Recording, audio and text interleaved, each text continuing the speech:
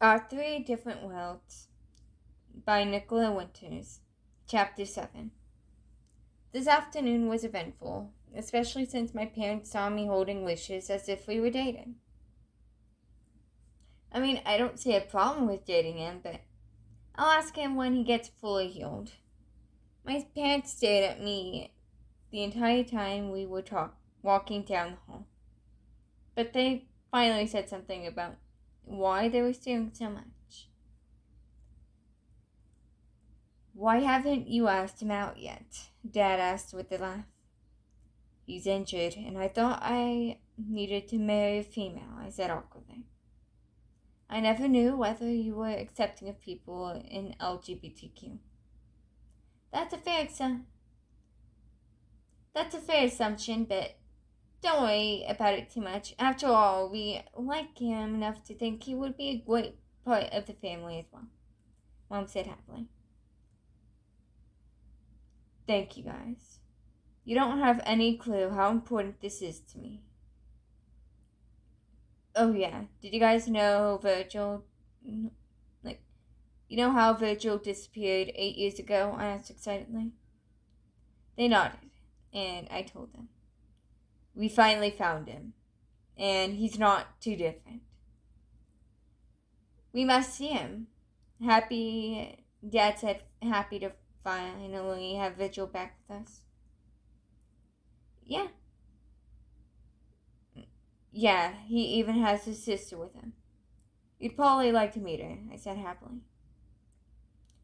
I led them down the hall to Virgil's room to hear laughing and small squeals from inside the room. The door cracked, and from where we were at, we saw them running around the room, with Virgil grabbing her and tickling her to cause a squeal and eruption of laughter. Olivia looked at the door and saw us there, and just laughed more before saying, "Virgil, look!" Virgil looked at the door that she pointed at, and he froze, turning a beautiful red to what I'd assume in embarrassment at being seen acting this childish. Virgil let her go, and she ran straight up to me, hugging onto me, making Virgil panic a bit worried, since he saw my parents behind me. I'm so sorry, Your Highness. She's just 6 years old, and it doesn't know any better," he said, kneeling in front of me. I picked her up and brought her back to him, placing her on the bed next to him, making her laugh, just as a kid does when you place them down. "V, calm down. We don't mind kids," I said, feeling her jump into my arms so I could pick her up. I spun her around once while holding her and then placed her back on the bed. It's been forever since I last saw and played with a kid. So Virgil, how have you been?" my mom asked, coming into his room with Dad. "I'm doing fine," he said, looking away from them. I could see his internal panic about meeting my parents again. "You've gotten so big since I last saw you. I remember when you were a weenie one where about you tall," she said, holding her arm up about her mid-stomach, which was about 3 feet tall. "You look so pretty. Are you a girl now or something?" Virgil looked uncomfortable and grabbed his right arm with his left hand, with his fingers pressing into his arm. "Not exactly," he stuttered, looking down towards the ground. "It's more of a difficult situation sort of thing." "Virgil, would you like me to get Lucious?" I asked, looking directly at Virgil's body to look for any clues.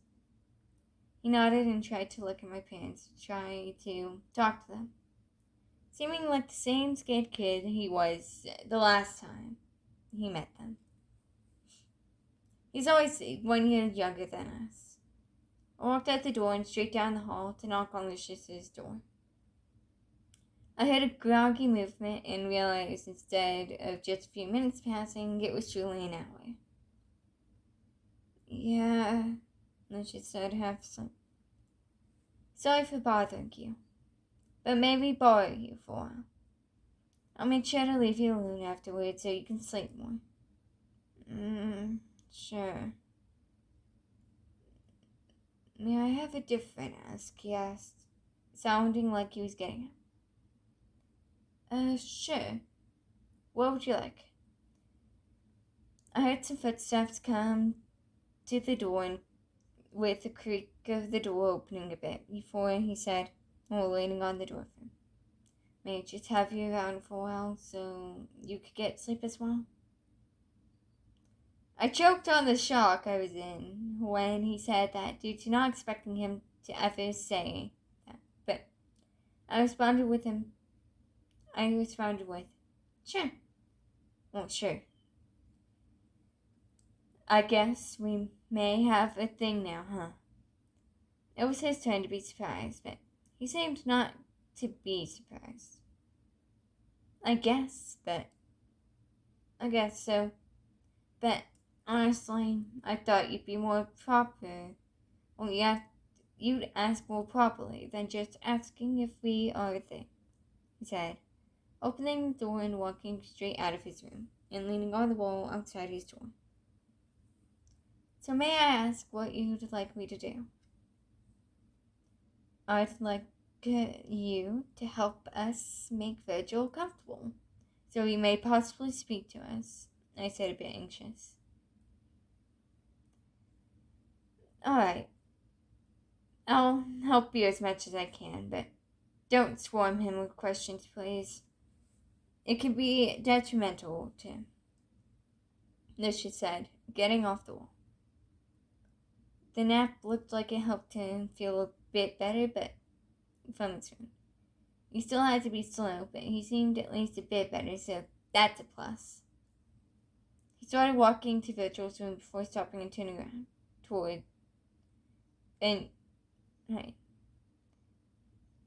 walking to Virgil's room and turning around. Okay? Yeah, is something wrong? Something doesn't feel right, he said, looking around, looking for something out of place. I sense that something isn't right, but I have no clue what it is. What does that mean? I doubt you have that sort of power, I said, looking around cautiously. He seemed to catch something, but I guess it was too late, because I felt a hit to my head. I felt pain. After a while, I passed out.